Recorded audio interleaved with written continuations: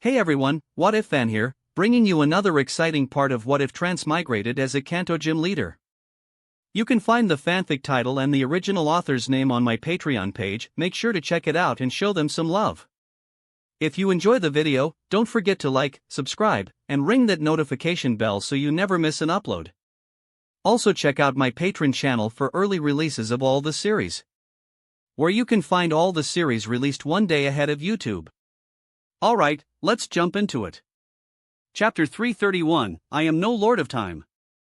Within the Snowy Valley. Azure flames roared as Glastrier galloped and yowled in agony, quite literally with its tail on fire.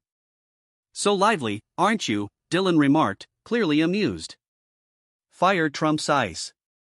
Reshiram hadn't even gone all out, but its blue flames still hurt like hell. That was exactly how Glastrier felt, racing ahead as the flames chased behind, licking at it at just the right pace to keep it panicking. Glastrier was going nuts. It had no doubt this was deliberate. This holy-looking white dragon was messing with it on purpose. Dirty dragon. Damn it. Bullying a horse, huh? Got guts, don't you? Why don't you go mess with my king instead? Glastrier. The ice horse neighed furiously, practically yelling, I've got backing, you know. Reshiram tilted its head slightly, flames flaring even hotter. It really had no patience for those who bragged about their connections. Backed by someone? Cute. Did this little pony know Reshiram had 6 big brothers now and just picked up a 7th? You think you're something? Reshiram, Dylan chuckled knowingly. Reshiram understood the cue. Its flames surged. Boom! A concentrated wave of azure fire exploded, slamming into Glastrier. It neighed in anguish, its body flung into the air before crashing to the snowy ground, smoldering. Its once snowy coat was now singed black in patches, utterly humiliated. Seems like you're no match for Reshiram, Dylan sighed as he walked toward the downed steed. Glastrier was scorched and aching all over, glaring in disbelief at the man and dragon approaching. This human wasn't normal. And that dragon, it was outrageously strong. It hadn't even stood a chance. As we agreed, you're mine now. The treasured ball in Dylan's hand enlarged, his smile widening as he loomed over the disgraced horse. Glastrier's eyes went wide with panic. Wait, he was serious? That wasn't supposed to count. It had just been boasting. Why get captured by a human? It liked its freedom. And what about the king? Wouldn't that make his majesty sad? You're not backing out now, are you? Dylan's smile deepened as he leaned closer. Glastrier. Your majesty, help me. Don't bother yelling. You trying to cheat your way out of this? Glastrier. Spectrier. Where the hell are you? Save me. TCH.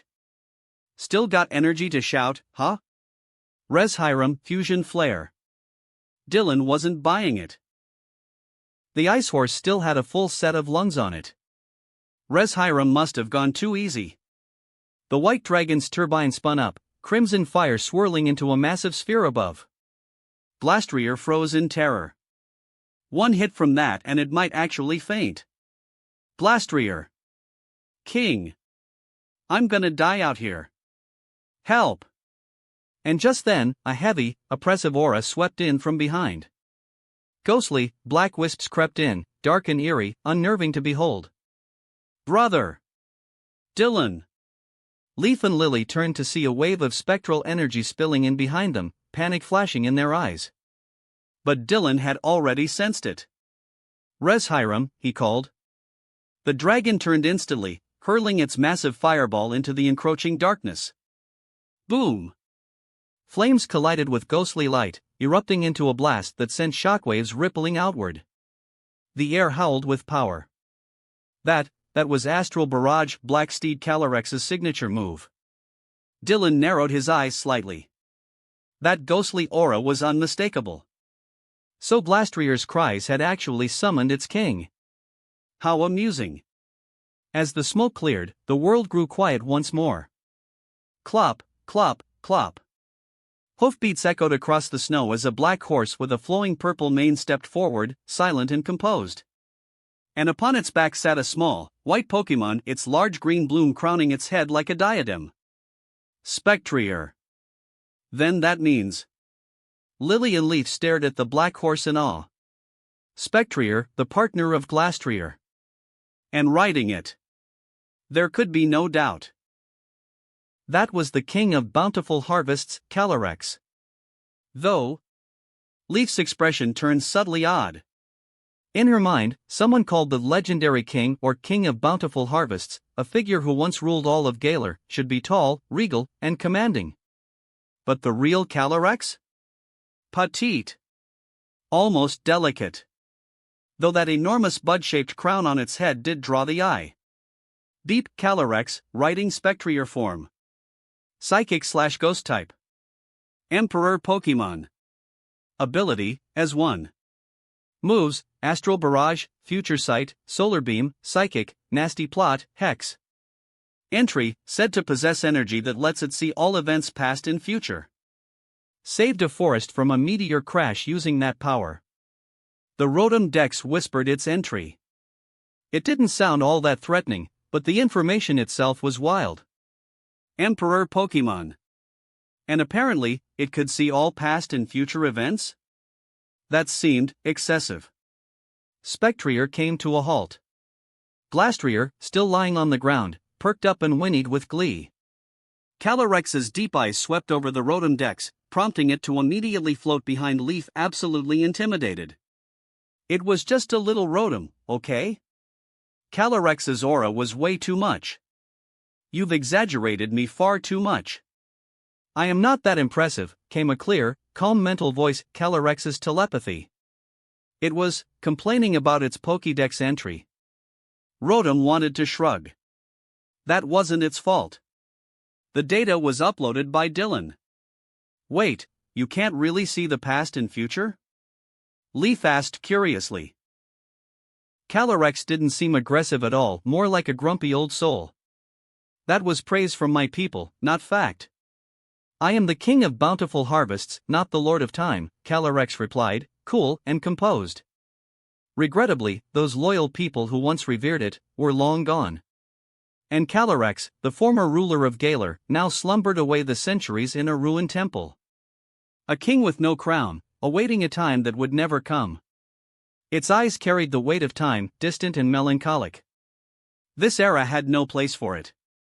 Though it had once tried to maintain the kingdom, time eroded everything. Even its existence had faded into myth. A quiet sigh echoed in its heart. But no matter. Just frost and memories, now. Glastrier. Calyrex raised a small hand. Wisps of green energy flowed from its fingertips, weaving into Glastrier's body.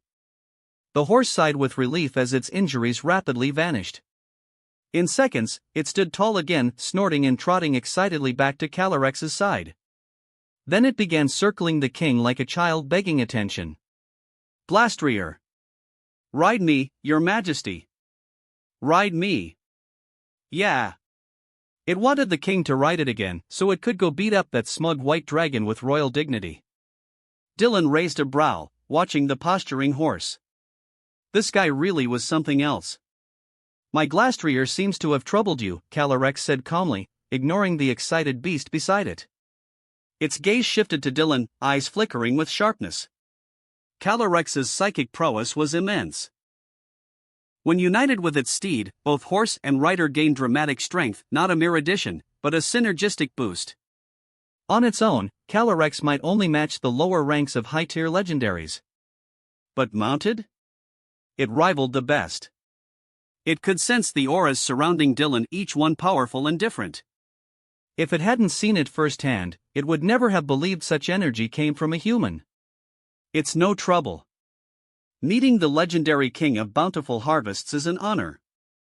In fact, I should apologize to you, Dylan said with a wry smile, glancing toward the suddenly sheepish Glastrier. Seemed the king wasn't planning to ride it today. Maybe Spectrier was just a smoother ride? Glastrier was clearly offended by this. Calyrex blinked. What? I'm grateful that you've allowed me to take Glastrier. Thank you. Dylan spun the treasured ball in his hand, smiling. Calorex's gaze sharpened. It could feel the aura within that ball immense. Glastrier.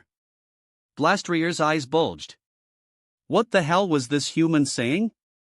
Asking for a royal gift? Right in front of its king? Glastrier. Calorex's sharp tones silenced the horse immediately. Still, it glared resentfully at Dylan. Human. My name is Dylan. Dylan, your words confuse me. If it had eyebrows, Calorex would have been frowning. Since my kingdom fell, I've hidden in the crown tundra and withdrawn from the world. My steeds as well. But that doesn't mean I'm weak or easily taken advantage of. Glastrier is my companion. My bonded steed. Not an object I can give away. Its mental tone remained even, but the force behind its words was undeniable. It could feel the overwhelming strength on Dylan, but if this human dared try to steal Glastrier, it would not sit idly by. If it came to a fight, so be it. Glastrier. The horse whinnied tearfully, deeply moved. You misunderstand, Your Majesty. I never meant to take it by force. But as a former ruler, surely you understand the importance of honor and credibility. Dylan's voice was warm, polite. Glastrier suddenly stopped prancing. Of course. Calorex glanced at the now quiet steed. A suspicion crept into its mind. Dylan didn't elaborate. Instead, he took out his phone and played a recording. Glastrier, if I beat you, will you become my Pokemon? Glastrier. Then I'll be your Pokemon. Crystal clear. Silence fell. Calorex stared at the phone, deadpan. That was Glastrier's voice, no mistake. A dark aura began to ripple from the king. Glastrier gulped. This human had tricked it? It started backing away. Maybe it could hide for a few decades, let the king cool off. Dylan grinned, watching Glastrier sneak backward. This was priceless. Calorex didn't even need to look, of course it knew what the horse was up to. It had one thought. Spectrier Astral Barrage. Glastrier. Chapter 332, I Wonder. Calorex never expected that even after choosing seclusion from the world, trouble could still find its way to its doorstep. Especially thanks to that unruly Glastrier. How many times had it told that horse not to wander off and stir up trouble? And now, it had nearly gotten itself taken away. Why couldn't it be more like the quiet and well-behaved Spectrier? Dark spiritual energy, black and ghostly, swirled around Glastrier like a cage before erupting in a violent explosion. The ice steed let out a heart-rending neigh as it collapsed to the ground, trailing wisps of dark energy, unconscious, or rather, pretending to be. Bit harsh, wasn't it? Dylan asked, eyeing the steed, who was clearly faking its faint.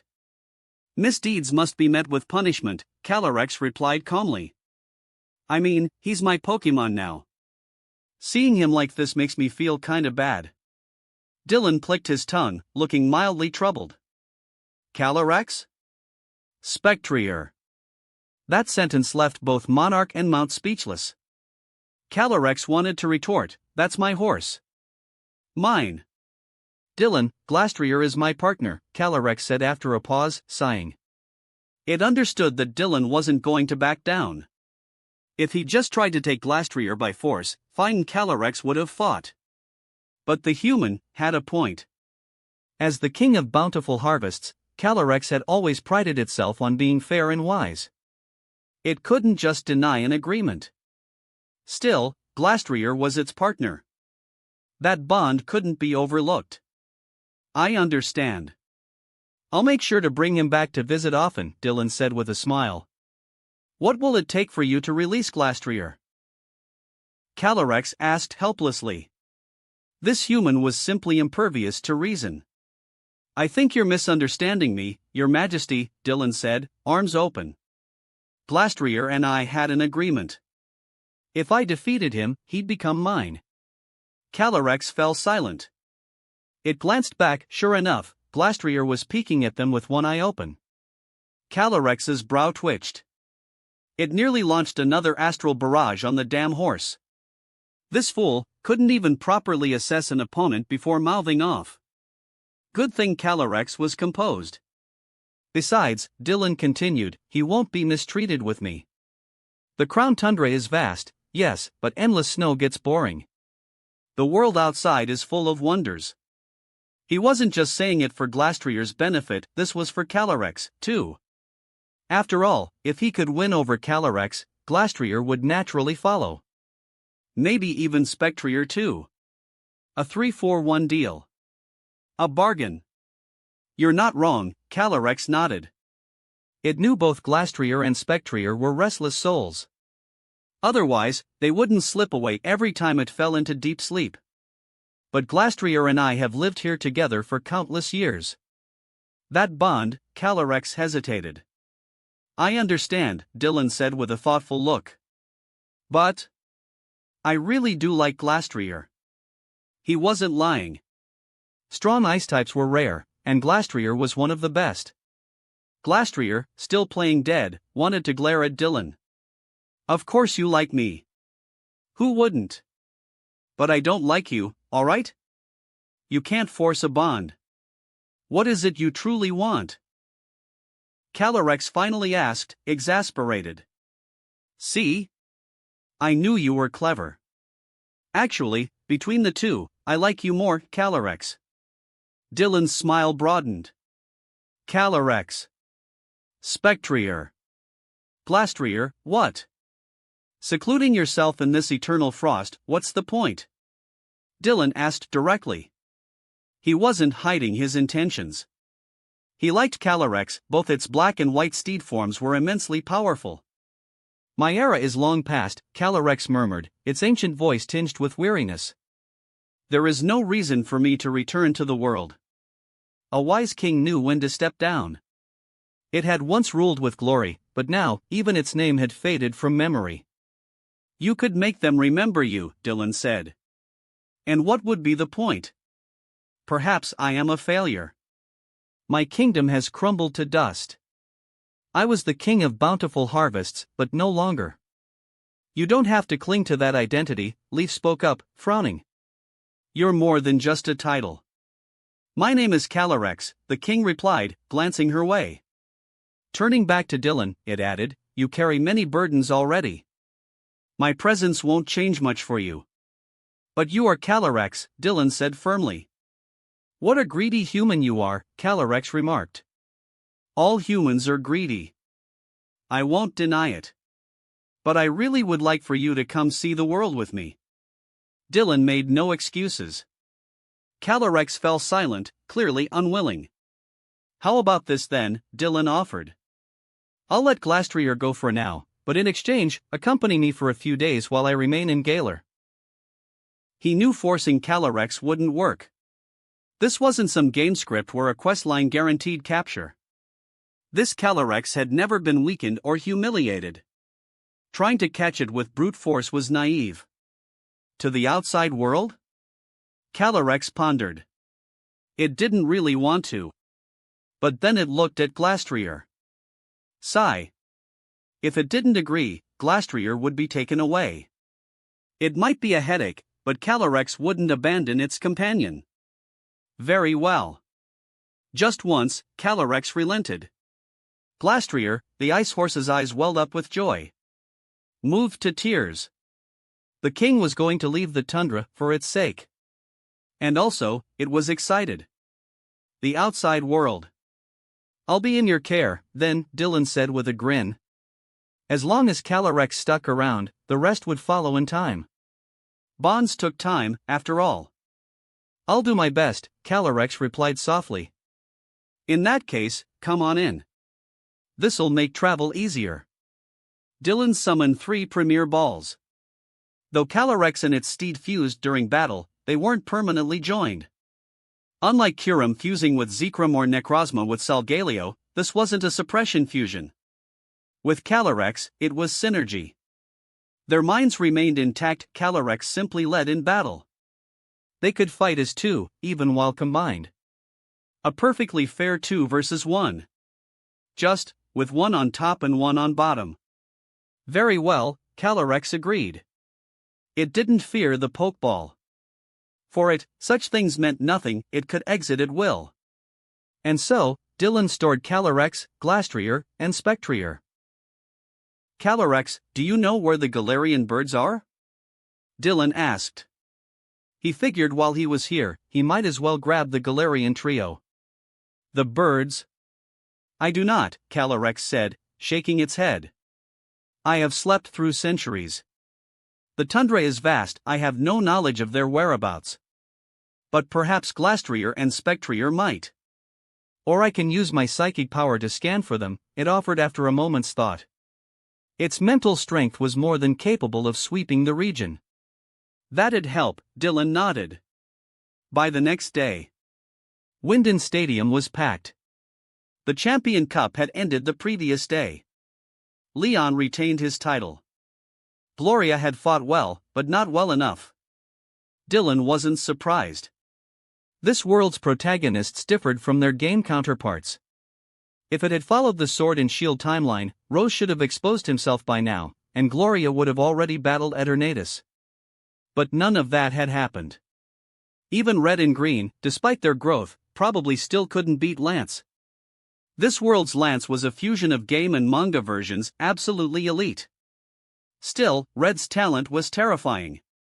Within a year, he might reach a level to truly rival top champions like Lance, Giovanni, or Leon. And with the World Championships next year, that timing couldn't be more perfect. Welcome, everyone, to Winden Stadium. On the stage, Rose appeared in a sleek silver suit, addressing the crowd with his deep, magnetic voice. Thanks to the microphone, his words echoed clearly through the packed arena. The Champion Cup may be over, but we have one more battle that will shake the world. Today's special exhibition features a truly rare matchup. As many of you know, our guest is none other than the champion of Kanto, Dylan. The stadium screen flashed an image of Dylan, master ball in hand, a confident, sharp smile on his face. His champion's cape fluttered behind him. Whoa wah! The crowd erupted into wild cheers. Galar lived for Pokemon battles, and it was Rose and Leon who had shaped that culture. A match between their unbeatable champion and the rising star of another region? It was a dream come true. They're really fired up, Leaf said, sitting in the front row beside Lily and Brandon. She watched the electrified audience, eyes wide. Then she turned to the massive screen, eyes drawn to Dylan's striking profile. I just wonder, what team he'll use against Leon? That's what she was most curious about. Dylan had so many powerful lineups. No one could guess what he'd bring. But this was Leon they were talking about. And Dylan was representing Kanto. He'd probably go all out. Chapter 333, Unrivaled Beneath the Heavens. At this moment, far away in the Indigo Plateau of the Kanto region. It's starting. It's starting. Red, move over, you're blocking the screen. Inside the league chairman's office, Blue was constantly shifting in his seat, grumbling at Red beside him. Red looked exasperated. You're ranked 4th, why are you acting like such a big shot? On a nearby couch, Chairman Darman and Giovanni both exchanged amused glances as they watched the two. Also present were Chief Officer Jenny and a few league council members. The office was unusually lively. At the front of the room, a large projection screen showed a live feed from Winden Stadium in Galar. Let's hope Champion Dylan brings this one home, said Councilman Zeb, clearly nervous. A loss in this champion exhibition would be embarrassing for Kanto. Ha!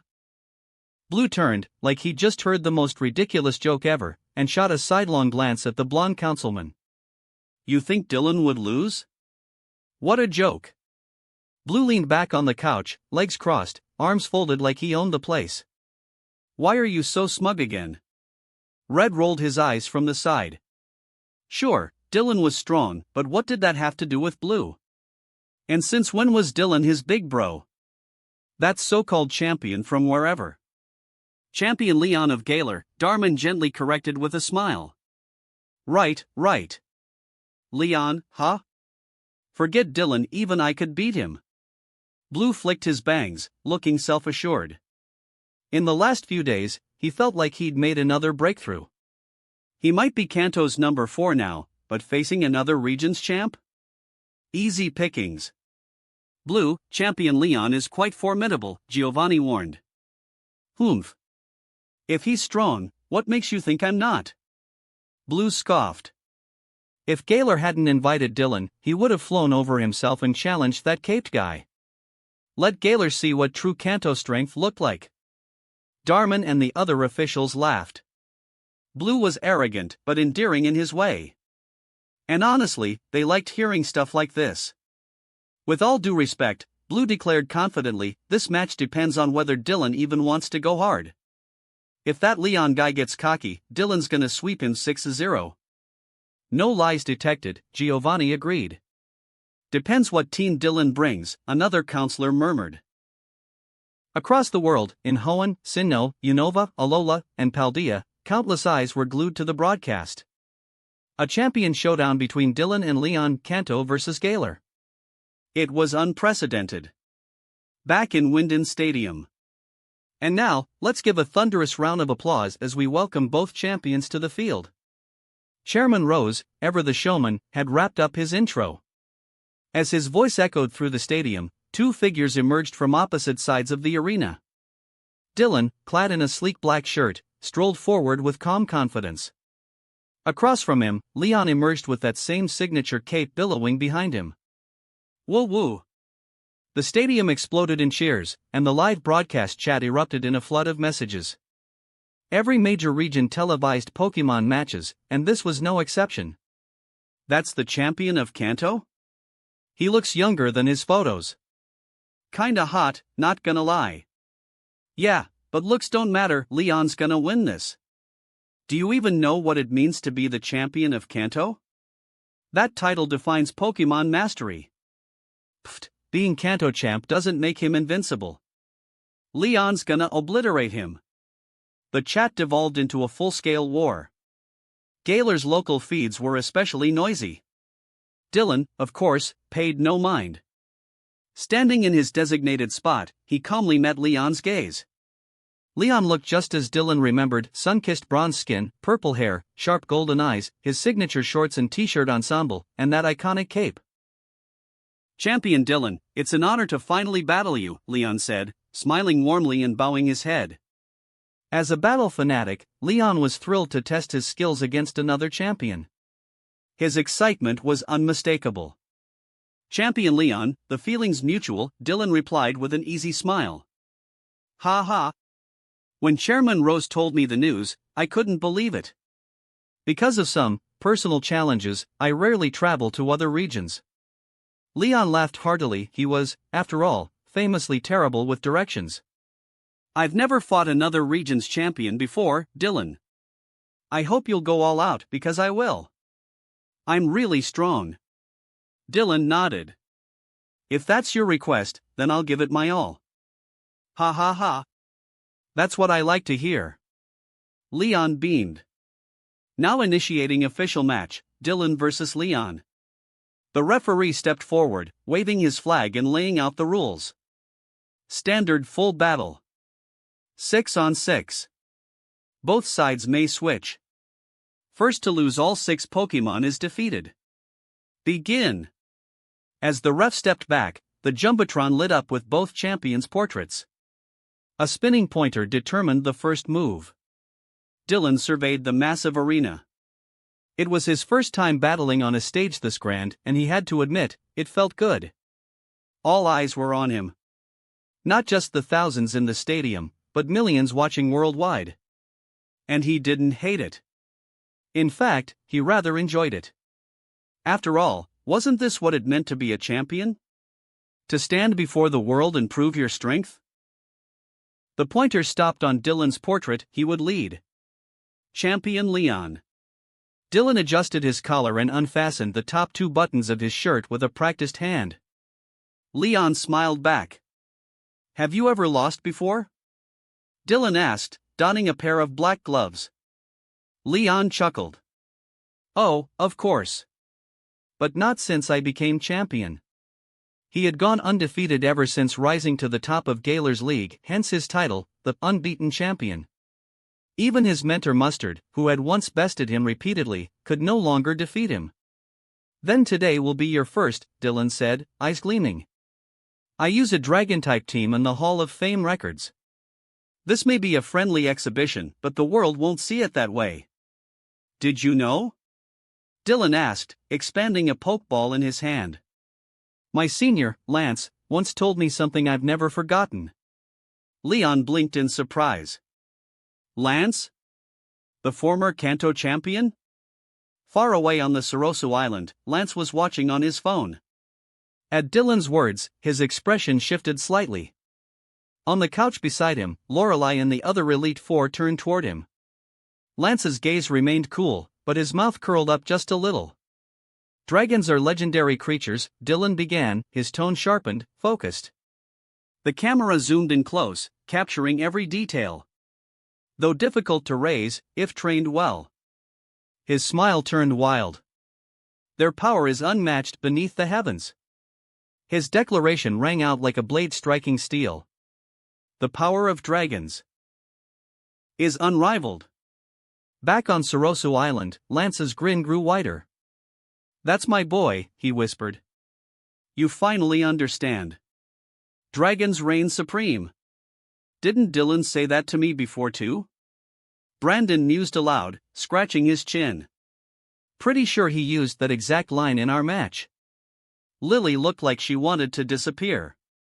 Oh no. Same speech, again? But in the arena. Come, Champion Dylan. Show me your dragons. Leon roared, ablaze with anticipation. He couldn't wait another second. Dylan's grin widened. With a smooth flick, he threw his pokeball. As you wish.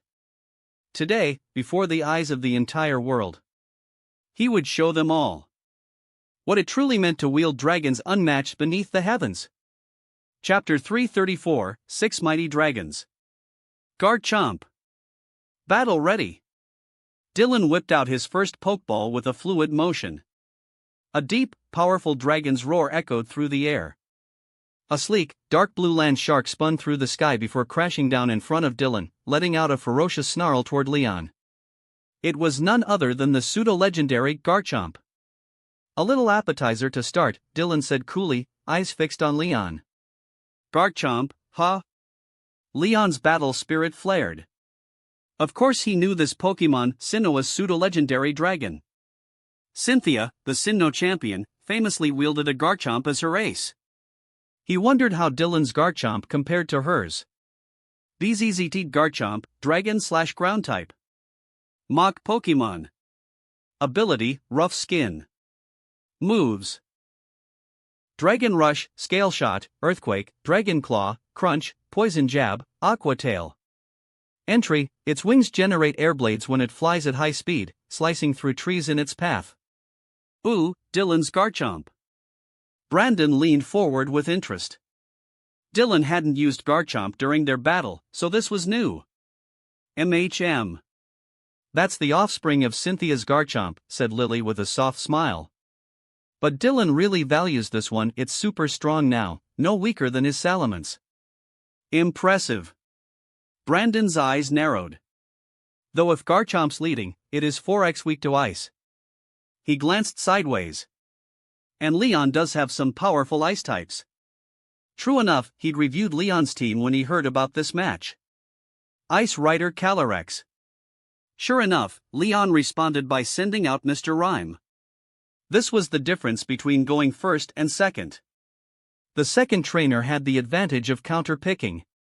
Of course, the first trainer could always switch out, but doing so risked revealing another key member of their team. A tuxedo-clad, cane-twirling Pokemon slid onto the field with a bow. It was the Ice/Psychic-type performer, Mr. Rhyme. BZZT Mr. Rhyme, Ice/Psychic-type. Comedian Pokemon. Ability, Tangled Feet. Moves: Teeter Dance, Psychic, Freeze Dry, Sucker Punch, Ice Beam, Thunderbolt. Entry: its whimsical movements delight people. It can project psychic power from its belly pattern. A strong ice type, no doubt. Brandon frowned as the Rotom Dex finished its readout. Mr. Rhyme, huh? But truly powerful dragons don't fear ice. Dylan gave a faint, confident smile and slowly raised one hand. Champion Leon, why don't I show you Garchomp's true form? Oh? Leon blinked in surprise, eyes locking on the sparkling gem Dylan held. He realized immediately Mega Evolution. But Mega Evolution right out of the gate? In a full 6v6 match? Leon hesitated. Normally, power-ups like Mega or Dynamax were saved for clutch moments. Garchomp! As Dylan called out, the keystone in his hand lit up with radiant energy.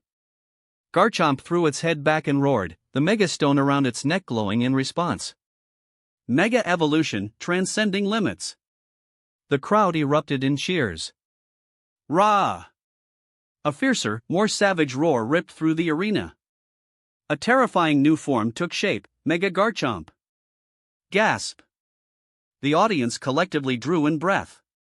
Compared to its original form, Mega Garchomp was far more monstrous. It had grown bulkier. Its head and shoulders had slimmed, but gleaming white bone-like blades now jutted from its frame. Most striking of all, its claws had melted and transformed into massive, blood-red scythes.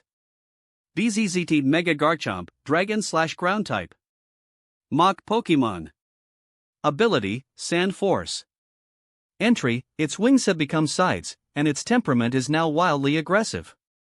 It swings its blades and pulverizes the earth. Mega Garchomp, huh?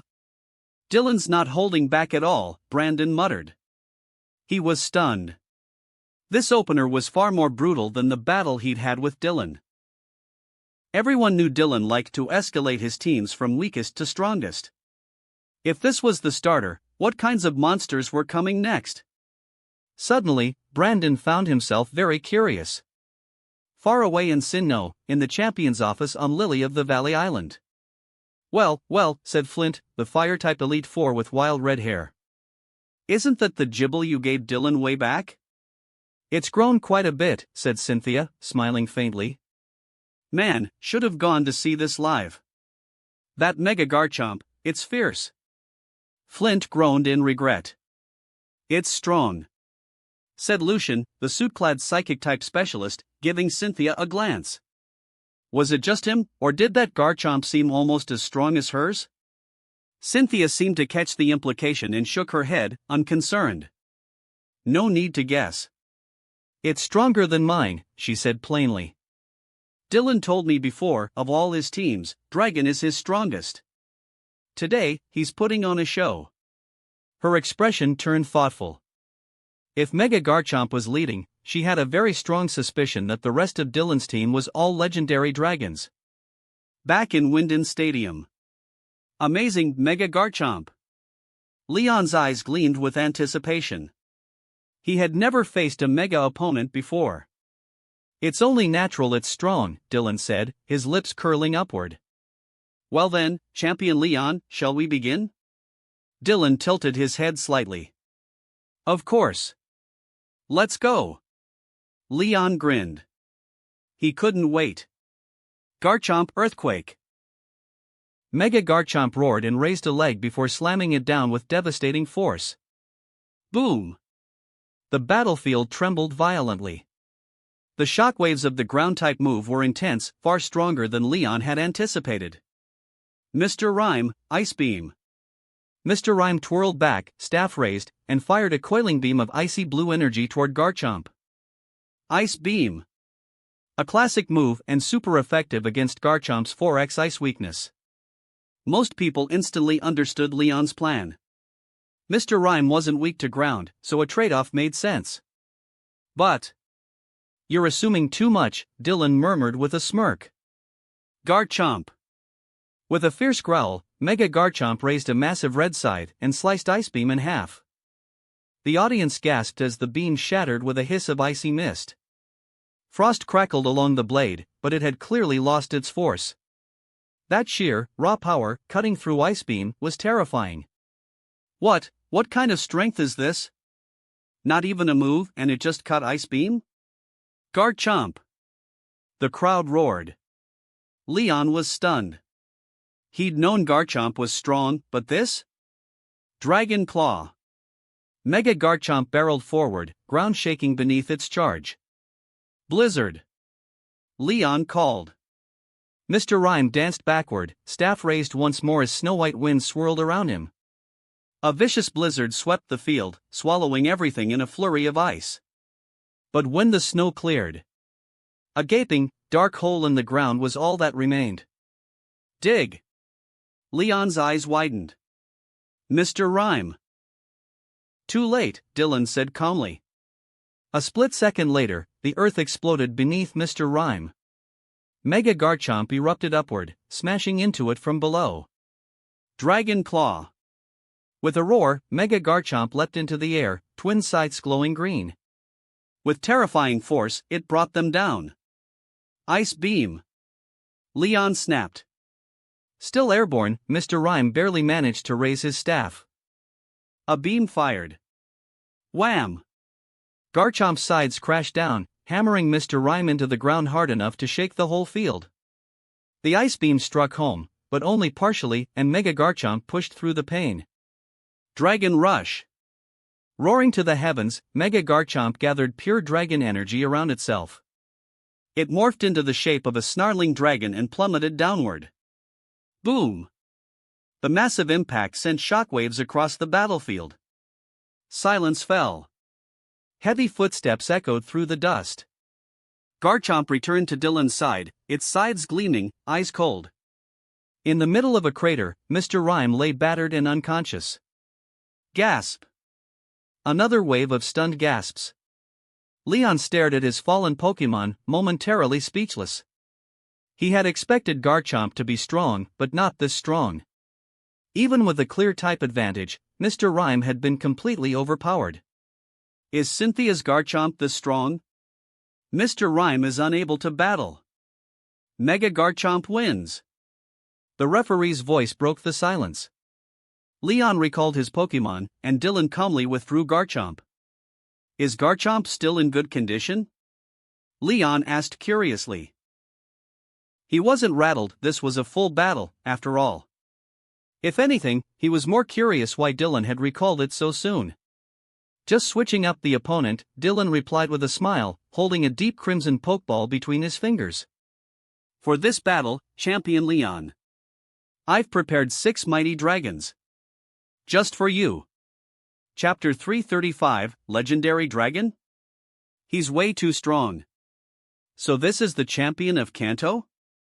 Up in the stands, Yarrow, the burly, straw hat-wearing gym leader from Turffield, wiped sweat off his brow. That was Leon's Mr. Rhyme out there, and it had been completely overwhelmed by Dylan's Mega Garchomp. The whole thing ended in just minutes. Yeah, this is kind of nuts. Nessa, the tall, bronze-skinned water-type gym leader of Hulbury, narrowed her eyes, gaze fixed on Dylan below. Same dragon-type specialist, Raihan, what's your take on this? Melanie, the icy gym leader of Circhester, pushed down her sunglasses, smirking as she nudged the man in the turban beside her. Raihan, known across Galar as the Dragonstorm, was the strongest gym leader in the region. He had challenged Leon more times than anyone else, over 10 times, and while he'd never won, he had pushed Leon harder than anyone. What do I think? I think I'm using my eyes, Raihan scoffed, leaning back with his hands behind his head. Thanks for the flattery, guys. Comparing me to Kanto's champion like that? Bit much, don't you think? Despite his chill tone, Raihan was nothing if not self-aware. Dragon-type trainers weren't all created equal. And he knew it. Feels like Leon's finally got himself a real opponent, Raihan added. I'm more curious what Dragon Dylan will throw out next. One battle was all it took. Mega Garchomp had won Raihan over. He'd already made a mental note to go catch one himself. His weather-based strategies would pair nicely with Garchomp's ground typing. Time to swap out that Flygon. That savage aura, that raw power, he was in love. And now, for my second dragon, Dylan spun and tossed another crimson Pokeball. Regidrago. Prepare for battle. Reggie. A low, guttural hum filled the stadium as a massive, dark red sphere floated up before Dylan. 7 glowing blue dots lit up on its head. This was no ordinary Pokemon. Regidrago, the Dragon Titan. Regidrago? Leon's eyes narrowed. He could feel the oppressive pressure rolling off this Pokemon. No doubt about it, this one was seriously powerful. One of the legendary giants. A dragon type, Dylan said succinctly. A dragon type legendary? You really are full of surprises, Champion Dylan. Leon's eyes lit up. A legendary dragon Pokemon, he never imagined he'd get to battle one in a public match. Oh. Champion Dylan has sent out one of the legendary giants Regidrago, a dragon-type legendary Pokemon. Chairman Rose's deep voice echoed across the arena. And with it, the crowd absolutely erupted. Thousands of eyes locked on Regidrago. Sure, it looked abstract, but who cared? It was a legendary Pokemon. In a world built around Pokemon battles, few things fired up the public more than the appearance of a legendary. They couldn't believe it, Dylan had caught a legendary Pokemon? Many viewers who hadn't followed Dylan closely were completely floored. Let's see how you plan to handle Regidrago, Champion Leon, Dylan said with a smirk. Aegislash. Leon responded immediately, sending out a floating golden sword and shield Pokemon. Aegislash hovered in front of him, one arm raising a broad shield while the other extended a gleaming blade. BZZT Aegislash, Steel/Ghost type. Royal Sword Pokemon. Ability, Stance Change. Moves, King's Shield, Sacred Sword, Sword's Dance, Iron Head, Shadow Sneak, Retaliate. Entry, Shield form once used its mystical powers to control humans and Pokemon alike, building a kingdom suited to its needs. Entry, Blade form that same king, ultimately drained of life, perished at Aegislash's hand. Ugh, that's a creepy Pokédex entry, Lily murmured, squirming a little. Ghost types often are, Brandon replied calmly. Still, Pokemon reflect their trainers more than anything. He paused. But Dylan just caught Regidrago yesterday. Isn't it risky to use it in a major battle? He wasn't wrong. Legendary status didn't guarantee victory. Most wild legendaries hovered around champion tier, sometimes lower. Take Brandon's own Regirock and the others, even with training, they wouldn't last long against Leon's aces. What Brandon didn't know, though, was that Dylan had trained Regidrago all night in a simulation chamber specifically to prepare for this match. My brother doesn't make moves he isn't sure of, Lily said sweetly, her smile unwavering. He told me he wants to win beautifully, so that the whole world knows who he is. I'd worry less about Dylan, Blue added. Worry about Leon. After this, I just hope the guy still has his mental state intact. Because from what she could see, Dylan wasn't just pulling out all the stops, he was firing on 8 cylinders. This wasn't just strong, it was a statement. Back on the battlefield. Aegislash, huh? Interesting pick, Dylan mused. Aegislash was a complex Pokemon. It had 2 forms, the offensive blade for me, and the defensive shield for me. Switching between them involved using King's Shield to shift into defensive mode, or attacking to switch into blade for me. It also came with temporary immunity and a physical attack debuff to contact attackers. Handled well, it was an incredibly high-ceiling Pokemon. Handled poorly, it was a glass cannon with no defense. Shadow Ball. Leon moved first. In Blade for Me, Aegislash charged a pulsing orb of black energy and launched it toward Regidrago. Crush it. Dylan's smile sharpened. Dragon Energy. Regidrago rose higher, its arms folding in as the 2 massive jawbones clamped shut around its body, forming a single, ominous dragon's skull.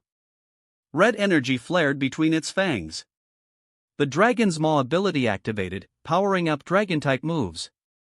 A deep hum pulsed through the air as Regidrago's maw opened, unleashing a blinding purple-red beam of concentrated energy. Regidrago's signature move, Dragon Energy, one of the strongest Dragon-type attacks known. Nicknamed Dragon Spout by fans, it was similar to Hydro Pump or Fire Blast in form but even deadlier in power. At full health, its base power was a whopping 150, as strong as most Pokemon moves get. And with its ability and stab, same type attack bonus, factored in. Shadow Ball didn't stand a chance. Boom! The two moves collided, but only briefly. Dragon energy shattered Shadow Ball like glass, then hurtled straight toward Aegislash. Aegislash! Leon snapped. King's shield. Aegislash brought its shield down and stabbed its hilt into the ground. A gleaming wall of metallic energy shimmered to life. Boom, boom, boom. Dragon energy slammed into it like a meteor strike, sparks flying. The barrier groaned under the pressure, wavering but somehow holding. 3 full seconds passed. The purple-red beam still hadn't stopped. Leon blinked. What? It's still going? Then he saw Dylan flash him a wide grin. Regidrago, Dylan said softly. The dragon's maw widened further and the beam swelled in size. Boom! The king's shield finally shattered and the full force of dragon energy smashed into Aegislash. It was over. The impact slammed Aegislash into the dirt with a devastating crash. The explosion kicked up a pillar of light and dust high into the air. A massive crater formed at the impact site. My Arceus, someone whispered. The crowd was silent. Then, a rising murmur. Gasps. Screams. Odd exclamations. Leon squinted past his arm, which he'd raised to shield himself from the blast. His heart sank. Even with type resistance to Dragon, even with its defenses, Aegislash's HP pool wasn't great. And that beam had been on another level. Earthquake! Before the energy had even cleared, Dylan issued another command. Regidrago descended, jaws unfurling as it twisted its body and slammed into the ground. Boom! A shockwave tore through the battlefield, hammering the dazed Aegislash still lying in the crater. Earthquake was super effective. When the dust settled, Aegislash lay unconscious at the bottom of the pit. Leon's brow furrowed. This was bad. He hadn't expected to lose two of his best this quickly. This Regidrago, it was feral. He'd never seen such a prolonged dragon energy before. Aegislash is unable to battle. Regidrago wins. The referee was visibly sweating as he called the result. This champion of Kanto was ferocious. 2 matches. 2 swift, dominant wins. Leon silently recalled Aegislash. As he looked up, he saw Dylan recalling Regidrago as well. Dylan noticed his gaze and smiled, calmly switching pokeballs. Leon's eye twitched. What kind of monster is he sending out this time? Chapter 336, Dylan's Dragon Legion? His first was a Mega Garchomp, the second a legendary giant, Regidrago. Then what would the third be? Leon could already feel it, this champion of Kanto wasn't holding back. He was raising the stakes with each round. And that was exactly what Leon wanted. Sure, this was called an exhibition match in name, but they both knew it was much more than that. What Leon truly desired was a battle fought with full force on both sides, that was the kind of Pokemon battle he loved. Bring it on, Champion Dylan. I'm more than ready. Leon's eyes blazed, his entire expression brimming with fiery anticipation. Dylan smiled faintly, tossing the Pokeball in his hand. Such spirit, but I should warn you, Champion Leon, the next one really isn't the same. Completely different from Garchomp and Regidrago. Even better. Leon bellowed with laughter. That's exactly what I hoped for. But as Dylan's words reached the audience, a moment of stunned silence passed over them. Wait, what? That terrifying Mega Garchomp and overwhelming Regidrago were just the warm-up? No way. Meanwhile, in the Unova region, inside the champion's office in Oplucid City. No way. He's not actually going to use that, is he? Alder froze mid-sip, staring at the livestream. Something even stronger than Mega Garchomp and Regidrago? He knew exactly what it was. He'd been there when that incident happened with Drayden. What's he sending out? Asked a tan-skinned, lively young woman with sparkling purple eyes. It was Iris, former gym leader of Oplucid, apprentice of Drayden, and a rising dragon-type specialist. In fact, Alder had been grooming her to take over as Unova champion within the year. And yes, that N stood silently beside them, also watching the screen. "You'll see soon enough," Alder said. Dylan's strength is honestly hard to put into words. "Anne, you know what I'm talking about, don't you?" Anne was silent. "Ugh, you guys and your cryptic hints," Iris pouted. "Fine. I'll see for myself." Back at Winden Stadium. "You really don't hold back, huh?" Dylan muttered as he threw his third pokeball. "Miraiden, prepare for battle." The chrome-purple dragon of the future glided silently into view, its neon eyes scanning Leon coldly. Long tail flicking behind it, shimmering with futuristic energy, Miraiden's very presence made the air feel heavier, charged with invisible tension. Leon's face immediately shifted. Something wasn't right. "Miraiden," he echoed, frowning. "Never heard of it." "Electric/dragon," Dylan said calmly. "One of the Paradise Guardian dragons. A legend. Another legendary dragon-type Pokemon." Leon's expression tensed further. From the look in Dylan's eyes, this Miraiden might even be stronger than Regidrago. The crowd once again erupted in chaos. Another dragon-type legendary? Where the heck did he get these things? He's got 2 dragon legends now? This is insane. No wonder they say the Kanto champion is the strongest. How's Leon supposed to fight this? OMG, I think I'm in love with Dylan. Wait, this is only the 3rd Pokemon, are the last 3 all going to be dragon legends too? Even Chairman Rose, up on the dais, was blinking in stunned disbelief. "This is actually Miraiden's first public battle," Dylan said casually. "I think it's happy to be out here, so I hope you'll take this seriously, Champion Leon." Unlike Koraidon, who got to flex once in a while under Dylan's alternate identity Aizen, Miraiden had never really had a turn. Cold, aloof, but loyal, Dylan felt it deserved the spotlight too. After all, what's the point of capturing them if they never got to shine? Leon took a deep breath. "Electric and dragon, huh?" After a brief pause, he threw out his 3rd Pokeball. "Cinderace. Let's go." A flash of white light, and a powerful, athletic rabbit Pokemon landed in front of Leon, crouched and ready. Cinderace, the fire-type starter of Galar, his longtime partner. BZZT, Cinderace. Fire-type. Striker Pokemon. Ability, Libero. Moves, Pyro Ball, Court Change, Double Edge, Bounce, Scorching Sands, all in. Dex entry, uses stones like soccer balls, coating them in flames and kicking them with explosive force.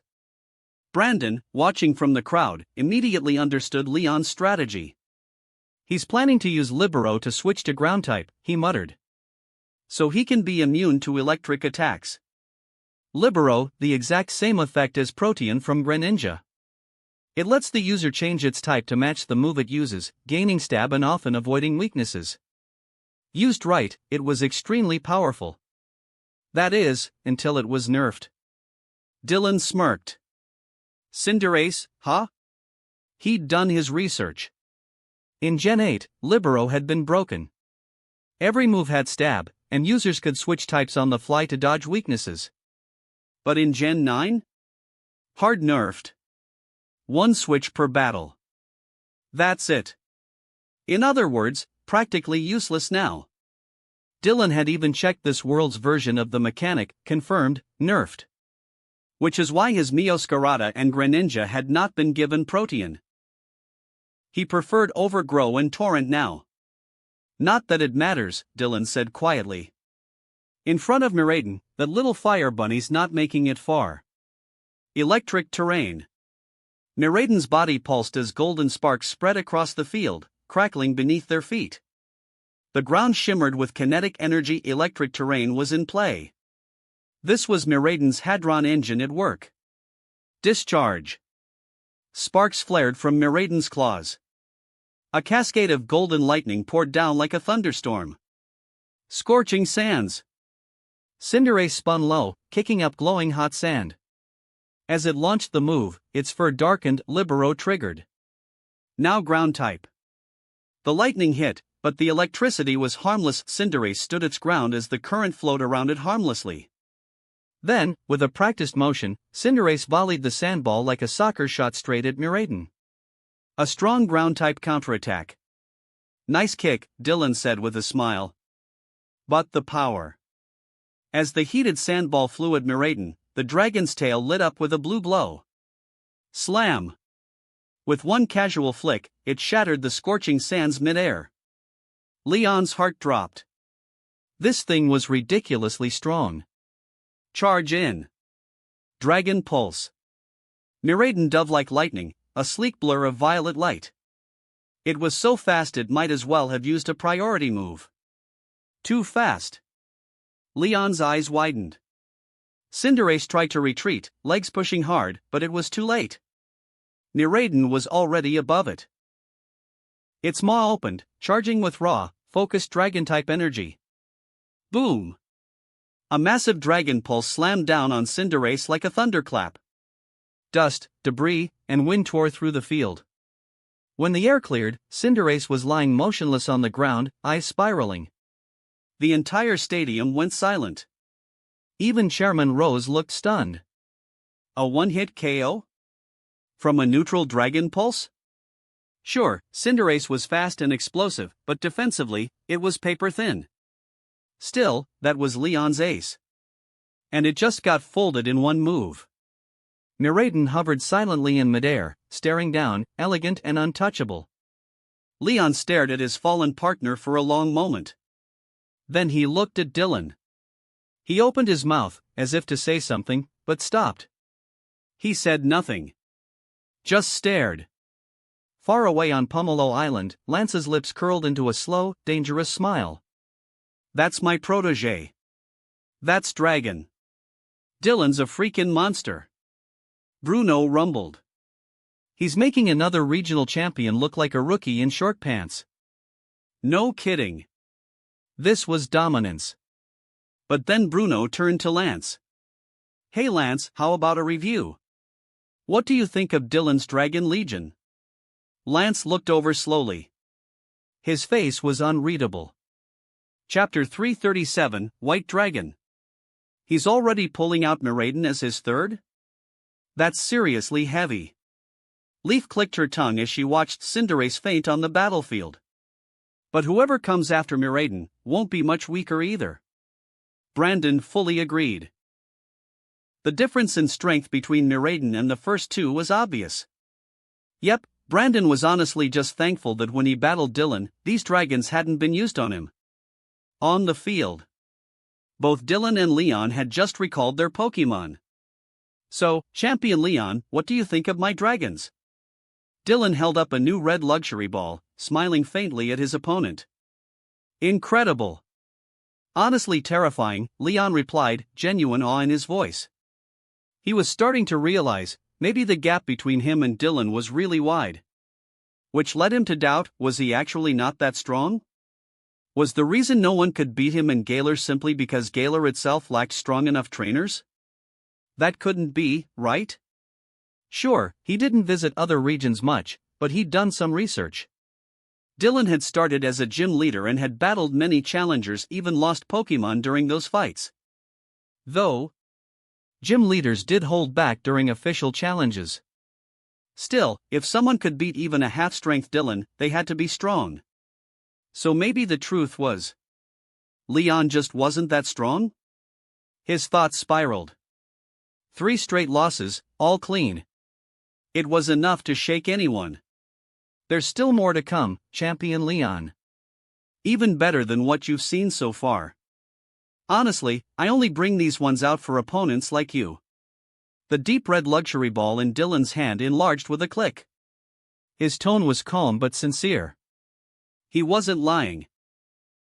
This was his chance to make a name for himself globally, and he wasn't about to waste it. Leon's eyelid twitched. Thanks. I guess? Bring it on, Champion Dylan. But Leon, ever the champion, steadied himself. He was starting to suspect that this was Dylan's grand show, but that was fine. That was what Leon wanted from the start, a battle where both sides went all out. Of course. Dylan grinned.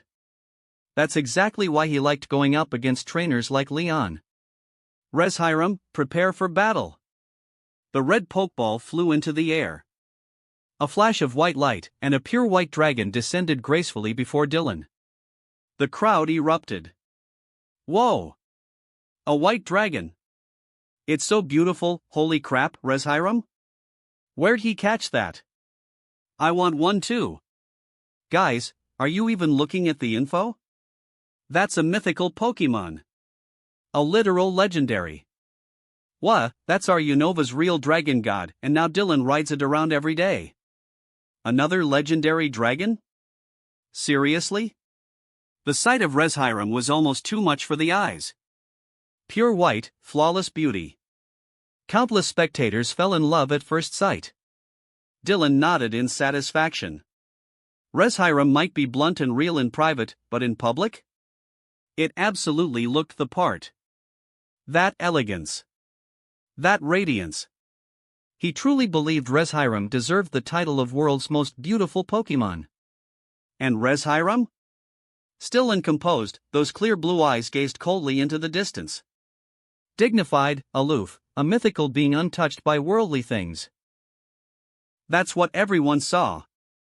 But in truth, Reshiram, in its head, see that? See all these humans? Totally obsessed with me. I mean, it's exhausting being this beautiful. My charm? It's just uncontainable. Smiling face with sunglasses. Lunala? Rayquaza? Miraidon? Kyurem, walking flower vase. Terrapagos, pft. Calyrex, 6 out of 10 aesthetics at best. Reshiram? Didn't care. She was the real deal, the white dragon of truth. She knew she was no flower vase. Legendary Reshiram. Leon's expression turned serious. This wasn't like Miraidon, an unfamiliar name. Everyone knew about Reshiram. Especially after the recent events in Unova, where the king of Team Plasma was revealed to be Zekram's chosen hero. Dylan riding Reshiram? Not a secret at all. He flew around on it so much it basically became his brand. In Kanto, everyone knew Dylan equals Reshiram. But anyone who thought it was just for show was an idiot. This was the Dragon of Truth, a fire that once burned entire kingdoms to ashes. The fact I get to fight someone like Dylan proves I made the right decision, Leon muttered, eyes blazing again. To face the white dragon of myth in a stadium battle, what a once-in-a-lifetime opportunity. Inteleon. Leon tossed his fourth Pokeball. A tall, slim, lizard-like Pokemon landed nimbly before him. Inteleon, the water-type Galar starter. BZZT Inteleon. Water-type. Agent Pokemon. Ability, Torrent. Moves, Snipe Shot, Hydro Cannon, Rain Dance, Aqua Break, U-Turn, Sucker Punch, Hydro Pump. A smart move. Water counters fire, and Reshiram was fire/dragon. Reshiram didn't resist water. But only if Inteleon could survive long enough to attack. Inteleon, Snipe Shot.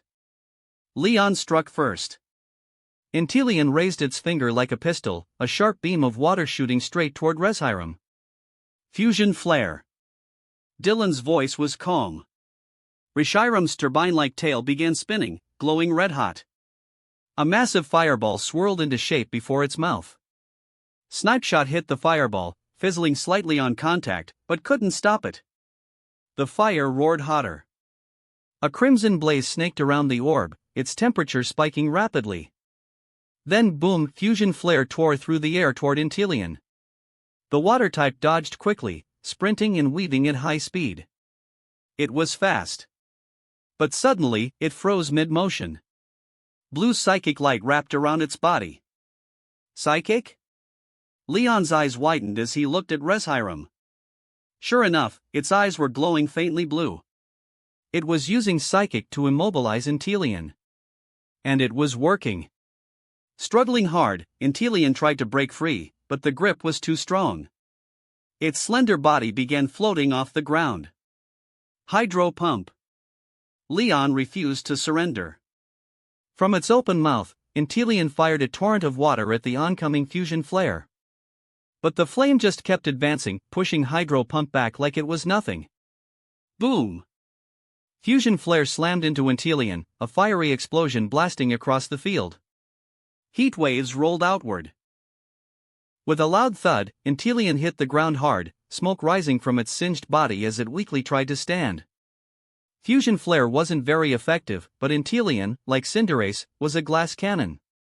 That it survived at all was a testament to Leon's training. Dragon Pulse. Reshiram's mouth opened once more, releasing a violent stream of draconic energy.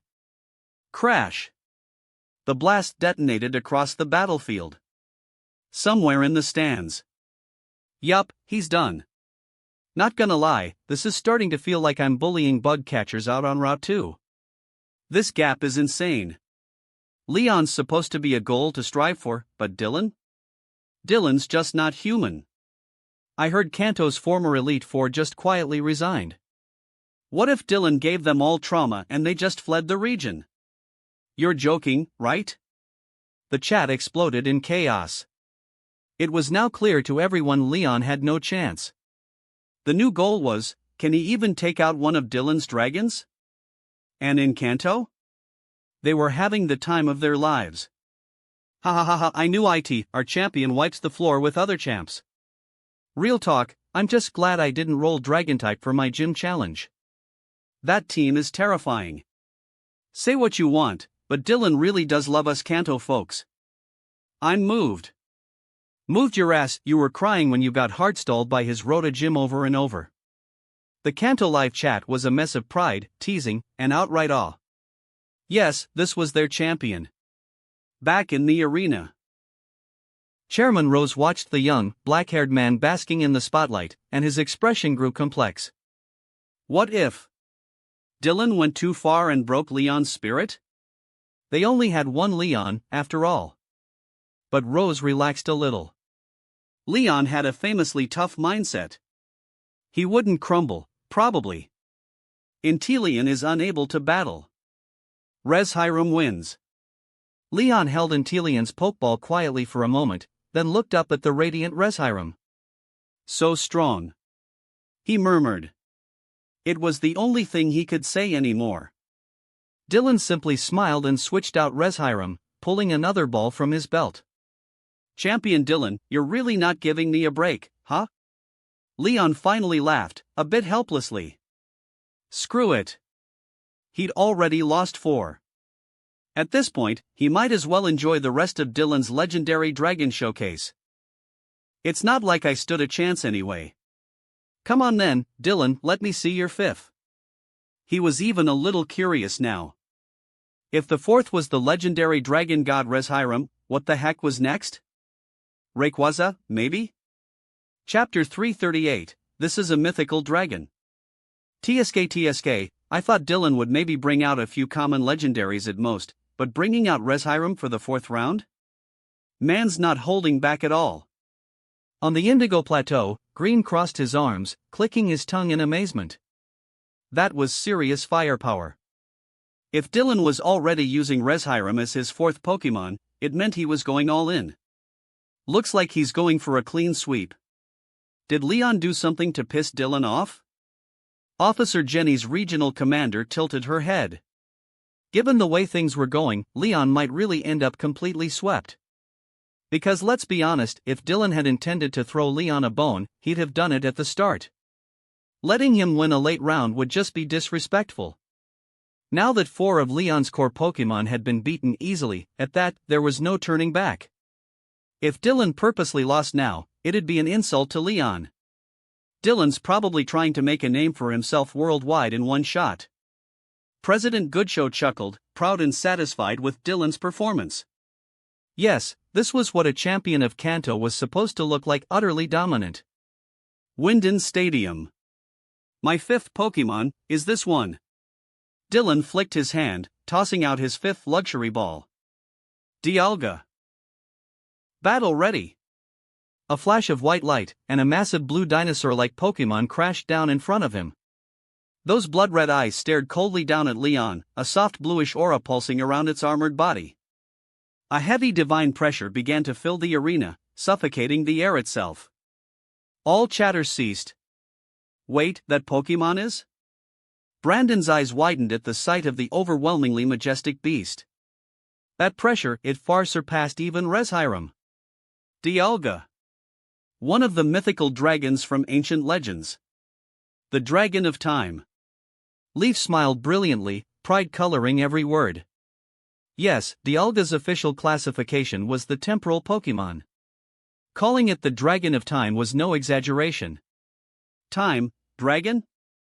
Brandon's face twitched. What the hell did that even mean? A dragon that controls time? That's a bit much, isn't it? BZZT Dialga. Steel/Dragon type. Temporal Pokemon. Ability, Pressure. Moves. Info: in the Hisui region, legends say that when this god was born, time itself began to flow like a great river. Hearing the Rotom Dex's explanation, Brandon was stunned. He was a history buff, after all. Hisui? That was just the ancient name for Sinnoh. But this? The Pokédex literally used the words "this god." Brandon made a mental note: he really needed to check out Sinnoh's ruins again. Leaf and Lily exchanged a look. The Rotom Dex's wording was different from what they'd heard before. But that made sense. Dylan had loaded multiple sources of Pokédex data, so regional entries varied. Sinnoh, Spear Pillar. Dialga? Cynthia froze, completely stunned. She had always been deeply passionate about ancient ruins and myths. Her whole life involved archaeological digs and exploring temples. So of course she knew Dialga. It was one of Sinnoh's most revered legendary Pokemon. But when had Dylan caught Dialga? Dialga, one of Sinnoh's mythical gods. Champion Leon, its power far surpasses Reshiram's. Dylan offered the explanation casually but sincerely. Leon was still staring at Dialga's towering form, overwhelmed by its divine presence. But hearing Dylan's words, he couldn't help rolling his eyes. Thanks, I guess? Like that helps me do anything about it. The crowd exploded again. Yet another legendary dragon. Dragapult. After some thought, Leon threw out one of his aces. A swift flash of white, and the ghost/dragon-type Dragapult from Galar floated before him, fixing a sharp gaze on Dialga. But Dialga? Those crimson eyes didn't so much as blink. It looked down from above, unbothered, detached, like a deity surveying mortals. Champion Leon, did you know? Dialga is special. Extremely special. Dylan adjusted his collar, smiling lightly. I'd love to hear more, Leon said honestly. His instincts and the pressure he felt both confirmed it. This Pokemon wasn't just strong, it was something else entirely. I can't go into too much detail here, Dylan replied, but how about I show you its true form? He glanced at Dialga with a grin. Dialga. The Dragon of Time raised its head and let out a thunderous roar that echoed across the skies. Its body glowed with an ethereal blue light and began to change. Before the stunned crowd, a new, transformed Dialga emerged. Origin Dialga. A majestic, deep blue beast, its body now sleeker, almost deer-like in posture, with a hammer-shaped neck and fan-like structures on its back. The pressure it emitted grew exponentially, causing many to instinctively hold their breath. What is this? Leon's voice was low. There was something about this new form, so overwhelmingly divine it inspired reverence. This wasn't a battle anymore, this was witnessing a god descend. BZZT Dialga, Origin Form. Steel/Dragon type. Temporal Pokemon. Ability, Pressure. Info: light was the catalyst for this transformation. The strength it displays in this form makes many believe this is its true, creator-like appearance. The Rotom Dex explained in an eerily calm tone. Rotom, what's a creator? Brandon perked up. His curiosity was off the charts now. I dunno, Roto. I just read what Dylan gave me. The Rotom threw up its hands innocently. Wow. Lily gazed up at Origin Dialga. Even if it wasn't conventionally more beautiful than Reshiram, the divinity it radiated was overwhelming. So, this was Dialga's true form? Nice. Dylan nodded with satisfaction. Originally, Origin Dialga's transformation required the adamant crystal only found in the Legends, Arceus and Scarlet/Violet games. Of course, he hadn't had one until the simulation system gifted him one after training. Super convenient. Dragapult, Dragon Darts. Leon took a deep breath and launched the first move. He knew full well this Origin Dialga wasn't something he could truly handle. But this was a battle. He was Leon. Dragapult inhaled deeply. The two Dreepy in its head fins glowed with energy, ready to launch. Yup, Leon's Dragapult used real Dreepy for its signature move, unlike Dylan's simulated ones. There were pros and cons. Real Dreepy could adjust their trajectory midair, making for flexible strikes. But if they were caught, Dragapult could be thrown off entirely. Dialga. Dylan's grin deepened. Origin Dialga lowered its head slightly. Its eyes glowed with an eerie light. Suddenly, Dragapult began to slow down visibly, unnaturally slow. The two Dreepy, ready to launch, also moved in weird, delayed motion. Dragapult's eyes widened in panic. It tried to roar, but even its mouth opened in slow motion. Dragapult? Leon was horrified. What the hell was going on? This had to be Dialga's doing. He turned to Dylan. What's happening? Time, Dylan replied calmly. Dialga just slowed down Dragapult's time. Leon froze. Dialga commands time itself. It simply altered the flow around Dragapult. Say the dragon darts normally take 2 seconds to fire. Dialga can stretch that to 2 minutes. Or 5. Or 20. Leon's pupils shrank. You're kidding me, right? Time is mysterious, heavy, and profound, but for my Dialga, manipulating it isn't difficult. That's the special ability I mentioned earlier, Champion Leon. Dylan's smile deepened. Yes, Dialga's temporal power made Shalebi's look like child's play. Shalebi could travel through time or use light time-based moves. But Dialga was time. And in its origin form, if it wanted, it could literally rewind a target into an egg. Which has been shown in the anime. Of course, that wouldn't work against equally powerful legendaries, but against most Pokemon? Devastating. Leon stood frozen, twitching as he stared at Dylan. Bro. We're supposed to be sparring. First it was legendary dragons. Now it's a literal god of time. What are you trying to prove here? And if this is Pokemon #5. Is the last one Arceus or something? Chapter 339, This is my ace Pokemon. Leon truly hadn't expected he'd one day face a trainer like this. Using the power of time to slow down his ace Pokemon? Come on, ref, doesn't that break the rules? Of course, it didn't. But Leon still couldn't stop himself from wanting to complain. He loved battling, his whole vision was to use battles to elevate the strength of all Galar. But for once, this match wasn't fun. No, in fact, all the fun seemed to be had by the other guy, while he had become the source of someone else's joy. How did that feel? Weird. Very, very weird. Dragon Pulse. Dylan saw Leon momentarily lost in thought and calmly issued his command.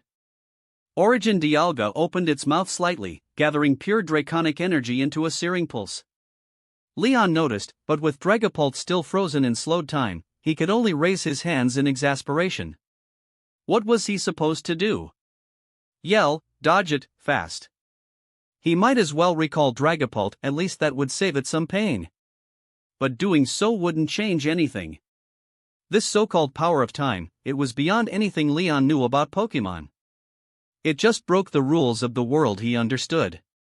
How could something like this even exist? And how had Dylan caught it?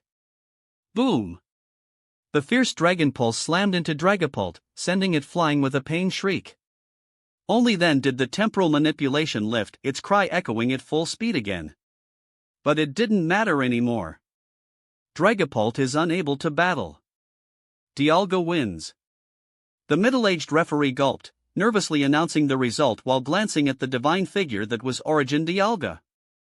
Even more terrifying than Dialga was the man standing calmly behind it, black-clad and utterly composed. The referee was considered one of the best and most experienced in all of Galar, handpicked by Chairman Rose for this match. But right now, his legs were shaking. Unlike the audience, he was close, too close to that monstrous dragon. He could feel the pressure up close, and even though it wasn't directed at him, it was unbearable. The arena fell silent for a long moment.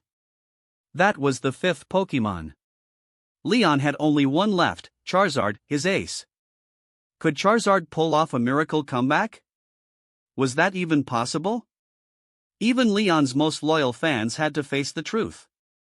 The gap between Leon and Dylan was enormous. So oppressive, and it's a complete, all-round domination. Right? I always thought Champion Leon was the strongest trainer in the world. Guess my standards were too low. Whose idea was it to bring Dylan to Galar? Couldn't he go beat up some other region's champion instead? Now we're getting flattened. What, Dylan's too handsome. And he's this strong? Honestly, it's not that Leon's weak. It's just that Dylan's way too strong. I don't believe any other champion could win a single round against this lineup.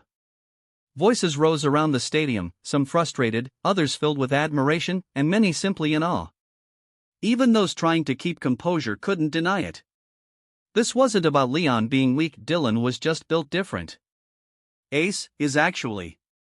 Hop stood frozen, bronze skin and purple hair catching the light as he stared blankly at the arena.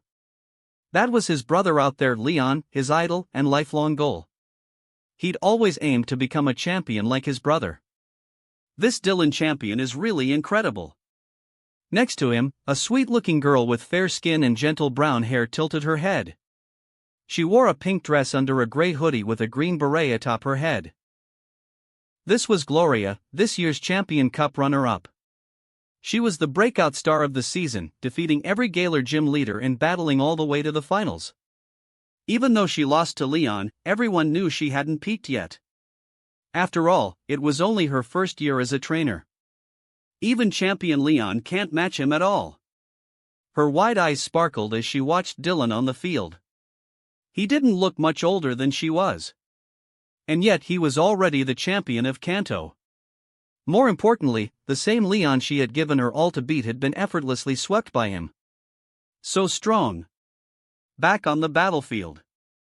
Looks like I'll be catching some flack after this match. Leon recalled Dragapult with a wry chuckle. He had mentally prepared for either outcome in this battle, win or lose. But he hadn't expected to get crushed. Seriously, was Dylan even human? Leon could already imagine what the internet would be saying. Unbeaten champion? More like overrated fraud. Galar's golden boy gets curb-stomped by Kanto's real deal. First undefeated champion to get completely swept. The memes were going to be brutal. He wasn't the type to care about public opinion, but still, it stung. Because he genuinely didn't think he was weak. Real gold doesn't fear the fire. You'll have plenty of chances to prove yourself next year. Dylan gave a soft chuckle. Anyone who thought Leon was weak after watching this was a fool. Maybe some would challenge Leon thinking he was easy prey now. But they were in for a rude awakening. In my opinion, out of all the trainers I know, you rank top 3. And Dylan wasn't lying. He still hadn't met that monster yet, but among those he had only Lance and Giovanni stood above Leon in his eyes. Steven and Cynthia, strong as they were just a little below the top tier. Red and the others were still growing. Well then, I'll take that as a real compliment. Leon laughed in spite of himself. Beat down this hard, and the guy still praised him? The most ridiculous part? He actually felt kind of good about it. Because the compliment came from Dylan and it was genuine. You're welcome. But more importantly, my final Pokemon. Dylan took out his last luxury ball. Leon's eyes sharpened, laced with curiosity. What kind of Pokemon could possibly rank after Dialga? The crowd held its breath. And with a flick of his wrist, Dylan threw the ball. Necrozma, prepare for battle. A blinding flash. Duskmane Necrozma emerged, wings spread wide as it floated silently before Dylan. Two black claws extended, ominous and terrifying. Its blue body was adorned with black prism-like crystals, a rainbow sheen over its face, and a red glow shining faintly from within. That's a dragon? Leon felt the immense pressure emanating from Duskmane Necrozma, but it didn't look like a dragon. At the moment, no. But it will be. Dylan replied calmly. He'd been meaning to train Cosmoem anyway. Only having Lunala wasn't enough. Lunala had been nagging him non-stop about raising Solgaleo, too, something about wanting to go couple mode full-time. They were quite the clingy duo. Necrozma. Dylan called out. The Duskmane lifted its head, roaring as its body lit up with dazzling golden light, shining like a second sun. But just then, the sky went dark. Instantly. Yup, night fell in the blink of an eye.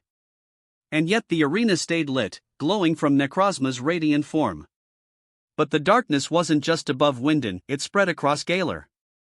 She's absorbing light again. Lily awkwardly laughed. This was her third time seeing Necrozma black out the sky. Chairman Rose stared at the darkened heavens, deep in thought. Even he was shaken. His phone wouldn't stop buzzing with messages. This darkness, clearly extended beyond Wyndon. You sweep our champion and then black out our skies? Thanks to the livestream, news of Galar's sudden nightfall spread across the world. Indigo Plateau, Kanto. President Goodshow rubbed his chin, muttering to himself. So it was him. He remembered the strange blackout over Kanto a while back, had even asked Dylan about it. Dylan had just shrugged and said, no idea. Unova, Oplucid City. Alder's mouth twitched. So the random several-day darkness Unova had experienced was also Dylan's fault?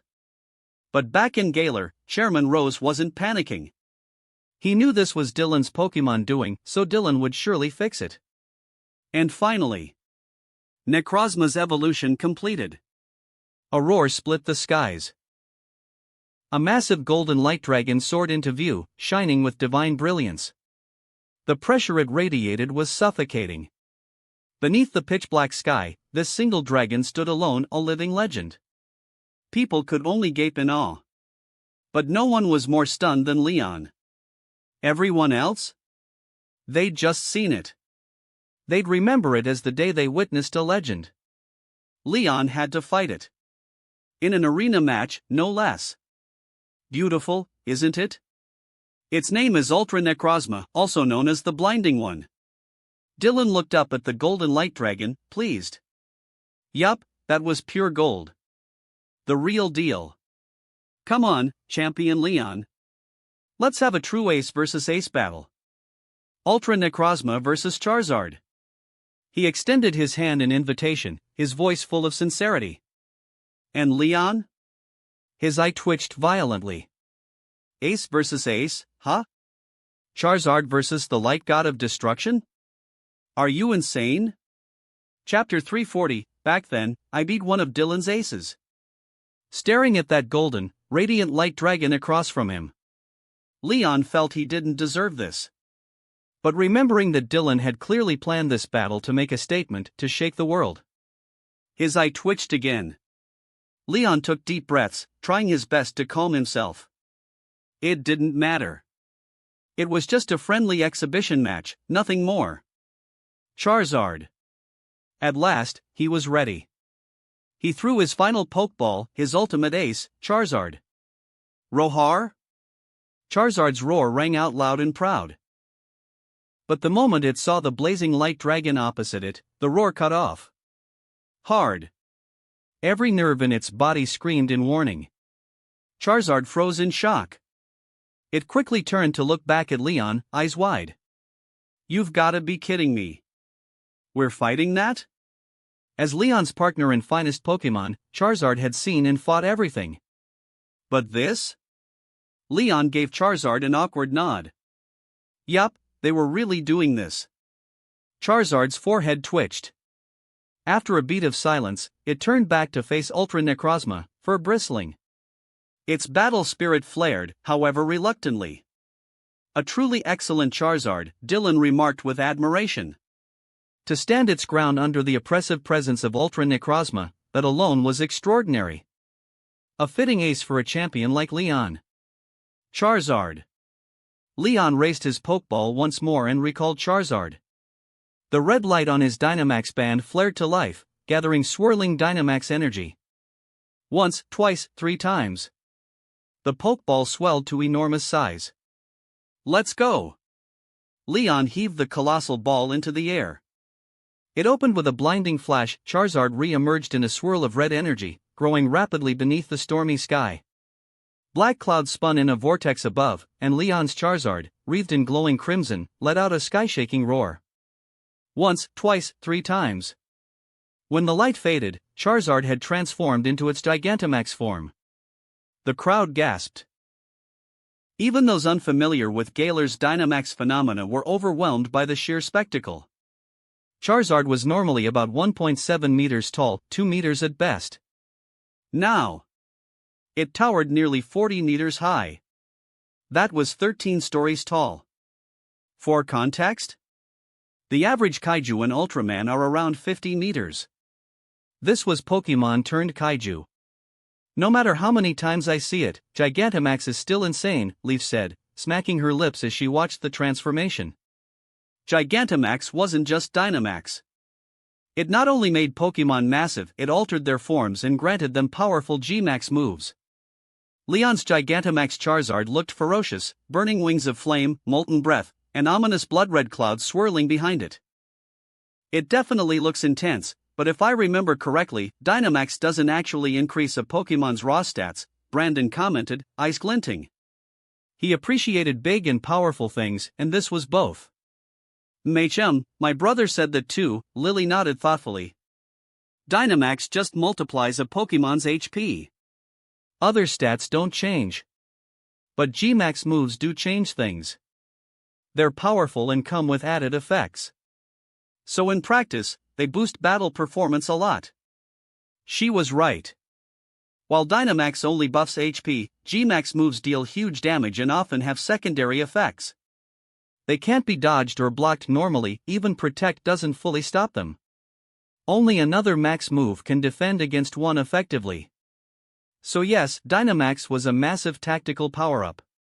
Deep Charizard, Gigantamax, Fire/Flying type, Flame Pokemon. Ability, Blaze. Signature move, G-Max Wildfire. Note, Gigantamax gives Charizard enormous burning wings and red fire clouds swirling around its tail. It looked incredibly strong. But Lily blinked up at Ultra Necrozma, glowing brilliantly in the darkened sky. If that's the opponent, then none of it mattered. Still, this golden Ultra Necrozma was stunning. Charizard. G-Max Wildfire. Leon swung his arm forward with conviction. Doesn't matter what kind of demon you are, he only had one path left: fight. Charizard bellowed, crouched low, and surged into the sky. Its wings flared, forming a massive flaming phoenix as it launched toward Ultra Necrozma. This was G-Max Wildfire, born from Blast Burn, Charizard's strongest move. Photon Geyser, Dylan said calmly. Grah! Ultra Necrozma let out a divine roar. Golden energy sparkled before it, and boom! A golden beam of light exploded forward with no warning, slicing the air in an instant. Psychic-type move, Photon Geyser. It tore through the battlefield like a lance of the gods. In Leon's widened pupils, he watched. G-Max Wildfire was utterly obliterated.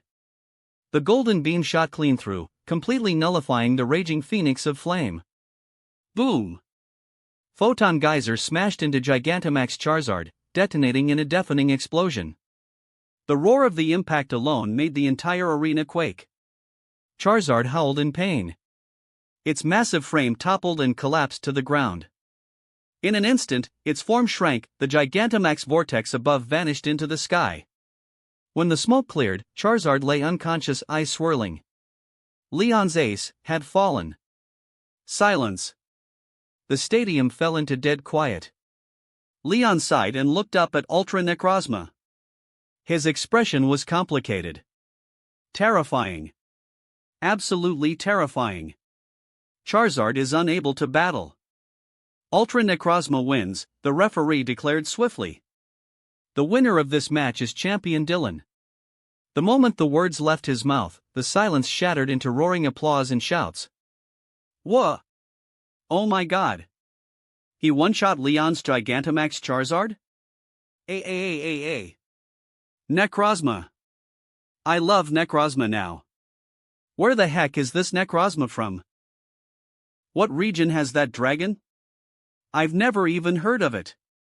Leon got absolutely wrecked. And people said Kanto was falling off? With a champion like this? Are you kidding me? Wow, poor Leon. The whole stadium was in chaos. Galar was the most battle-hungry region in the world. Here, power was everything. And without question, Dylan had won over the crowd with sheer dominance. But many still sympathized with Leon. Because, man, that loss was brutal. Leon recalled Charizard, holding its Pokeball in silence. His expression was unreadable.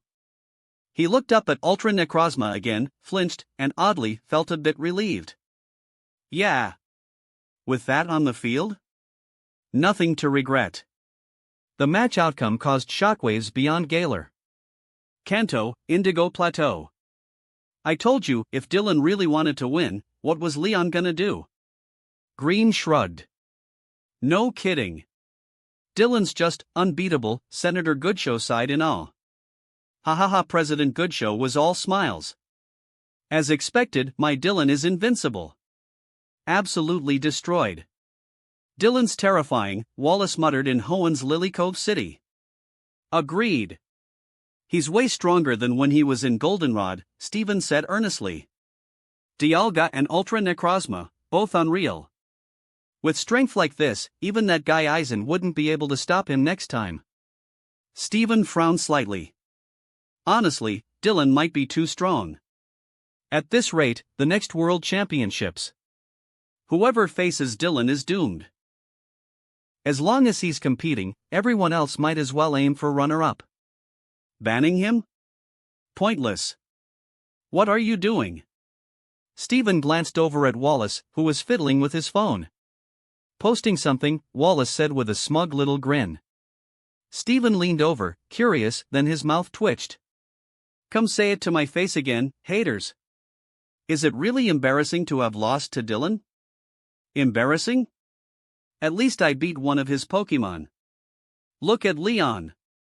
Steven looked at his gleeful friend, opened his mouth, and gave up. Bro, how can you even post this with a straight face? You and Leon didn't fight the same Dylan.